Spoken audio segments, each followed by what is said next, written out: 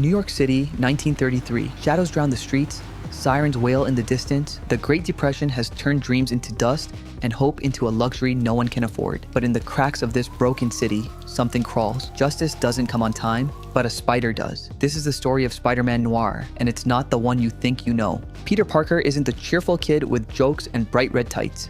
In this world, he's an investigative reporter for Ben Urich, chasing stories of corruption instead of snapping photos for Jameson. He's quiet, haunted, living in a city where power is bought with blood. While investigating Norman Osborn, known on the streets as the Goblin, a crime boss ruling New York with an iron fist, Peter stumbles across a cargo of strange relics. Among them, exotic spiders sealed in black stone, spiders that shouldn't exist. When one of them sinks its fangs into Peter, it's not science at work, it's something older, something mystical. The bite ties him to the web of life, a dimension connecting every Spider-Man across the multiverse. He gains speed, strength, senses sharper than a blade, but he also inherits memories. Memories of other Spider-Men who failed, who lost, who died. That's why Spider-Man Noir is different. He isn't smiling because he knows exactly how many times the web has snapped. But powers alone don't make a monster or a man. That turning point comes with blood. Uncle Ben. In the classic story, he's shot by a burglar. In the Noir universe, it's worse. Norman Osborn's enforcer, Adrian Toomes, the Vulture. Not a genius in a wingsuit, but a twisted cannibal who feeds on the weak. Toomes murders Ben Parker and eats him. When Peter discovers the truth, he hunts the Vulture down. And this time, there's no mercy. He doesn't web him up for the police.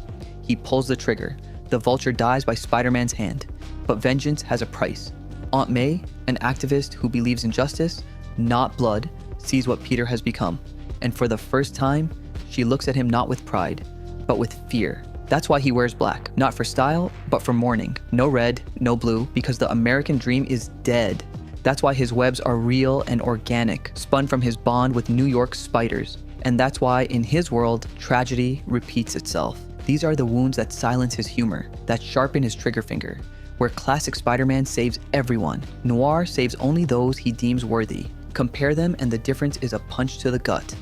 Classic Spider-Man never kills. Noir does, and he doesn't regret it. Classic Spider-Man cracks jokes in battle. Noir fights in silence. Classic Spider-Man is fueled by responsibility. Noir is driven by vengeance. But in the end, both share the same curse.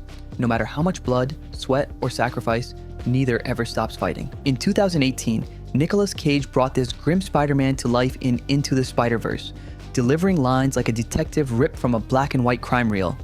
Fans loved it. Now, Amazon Prime is preparing a live-action series. The question is, will they dare to embrace the real darkness of the character, the guns, the vengeance, the cannibal Vulture, or will they soften the shadows to make him fit the screen? Because the true Spider-Man Noir isn't a hero, he's justice walking in the dark. Some stories say he was devoured by Vulture. Others whisper that Osborn himself pulled the strings. The truth has never been told. Do you want to hear it? Tell me in the comments what you expect from the Amazon Prime series. And if you want the full story of Uncle Ben Noir, subscribe and ring the bell, because the next story will change everything you thought you knew about Spider-Man.